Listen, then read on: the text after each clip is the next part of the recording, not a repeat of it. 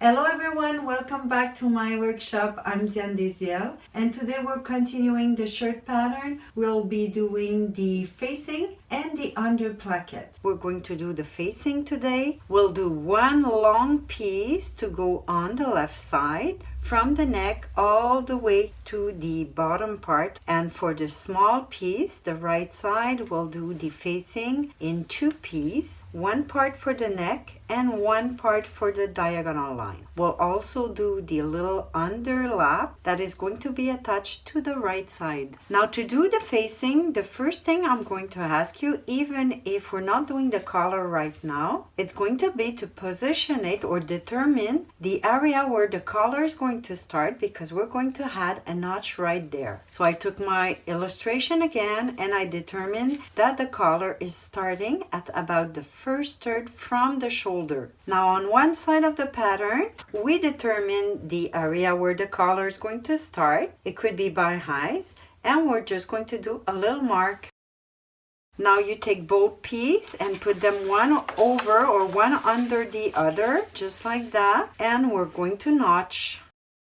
For this style, I decided to do my facing with the top stitch at about 2.5 centimeter wide. So to trace my facing, I'm going to do it parallel to my seam line at 2.5 centimeter or from the contour at 3.5 centimeter. I'm going to trace parallel all the way down.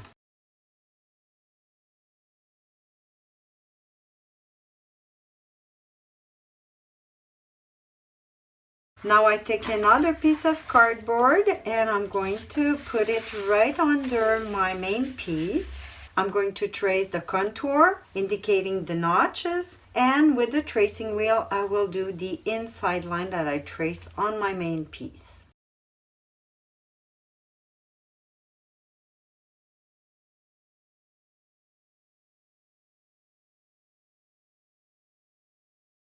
Now we could cut all around.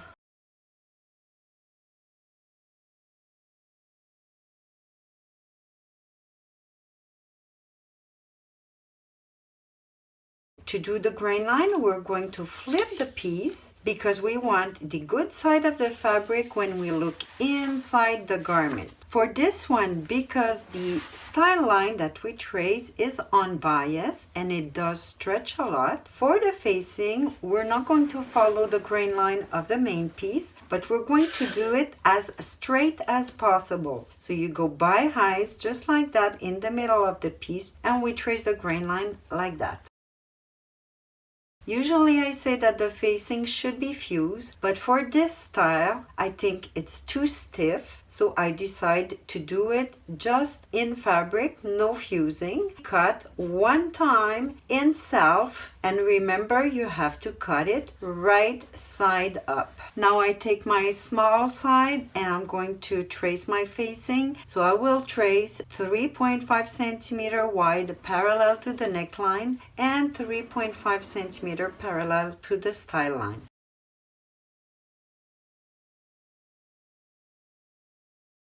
Now we take a piece of paper and we put it under so we could retrace the facing of the style line over here. We're going to trace the contour and with the tracing wheel the inside line.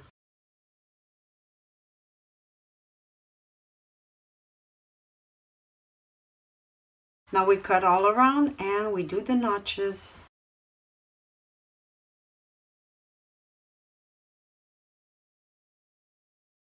Here again, to do the grain line, we're going to flip the piece, and for this one also it's unbiased. So for the facing, we trace the grain line as straight as possible for the same reason. Here again, you cut this piece one time in fabric only with the right side up. Now we're doing the third facing piece for the front. So we put another paper under the neck part. We're going to trace all around and the inside line with the tracing wheel. For this facing, I'm going to ask you also to trace this part here of the 3.5 centimeter line that we did for the style line facing, this part here.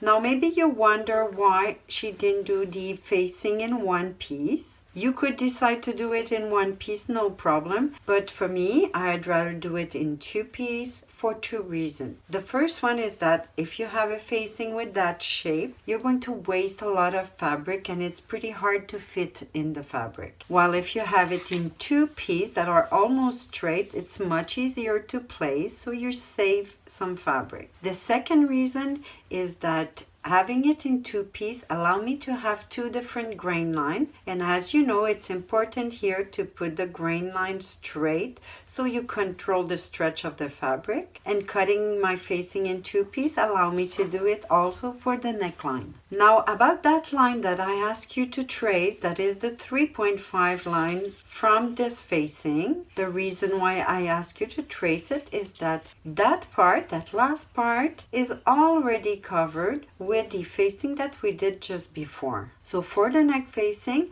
we could stop there, but since we don't want to see raw edge, I'm going to ask you to trace parallel to that line 2 centimeters further, and that's where we're going to cut. Now we could cut all around and do the notch. Now just like we did for the other facing, we're going to flip the piece and trace the grain line as straight as we can in the middle of the piece. This piece is also going to be cut one time in fabric and the right side up. Now the three front facing pieces are done. We're going to finish the facing by doing the one for the back neckline. We're going to start by finishing the correction that we did. If you remember, we enlarged the neck by 5 millimeters. So now I'm going to add my seam allowance parallel to that new neckline. Now just like I did for my front facing, I'm going to trace on my back main piece my facing line at 3.5 centimeters from the contour of the piece. Now my back piece is going to be cut on the fold of the fabric, and of course the facing is also going to be cut on fold of the fabric, but I usually like to do the small piece open, so do the complete pattern. So for this one I just use a fold paper that I'm going to put under my main piece parallel with my center back, and I'm just going to trace the contour and with the tracing wheel the inside line.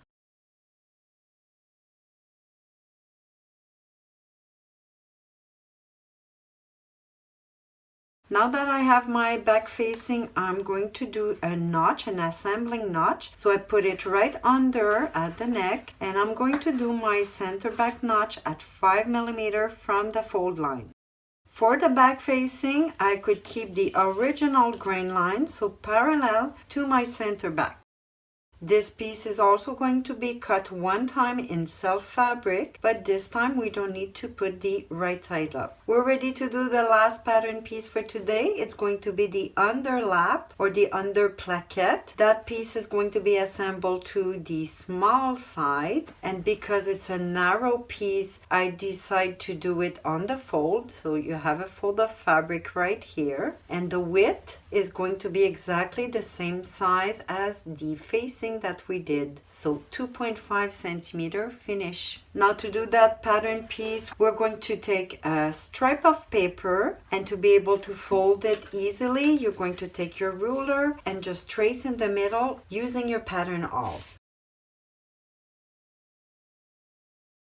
Now since we know already the width of that piece, that is going to be 2.5 centimeter, we're going to measure parallel to the fold of the paper 2.5 centimeter, and right after another line for the seam allowance 1 centimeter further.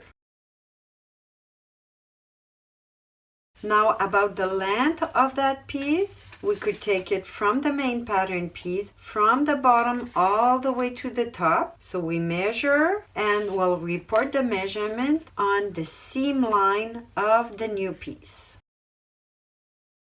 Now to report the notches, you're going to flip the main pattern piece over and put the seam line over the seam line, and we'll report the notch touching the measurement that we put at the bottom. If the line is very curved, you might have to hold it and pivot your seam a little bit. Then you report your notch, and you could continue for the second one, or you start over on the other side, placing it right at the mark that you did and hold it. If you have to, you hold the seam line and you pivot a tiny little bit. Mark the second one. Now we have to close that piece, and to find the angle of these pieces, we're going to start with the bottom. Yes, this piece is going to be assembled to the small piece, but to find the angle, since it's going to go under the large piece, I suggest that you overlap your large piece over your underlap,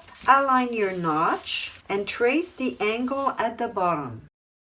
For the top part, you just have to do it 90 degrees from the fold line.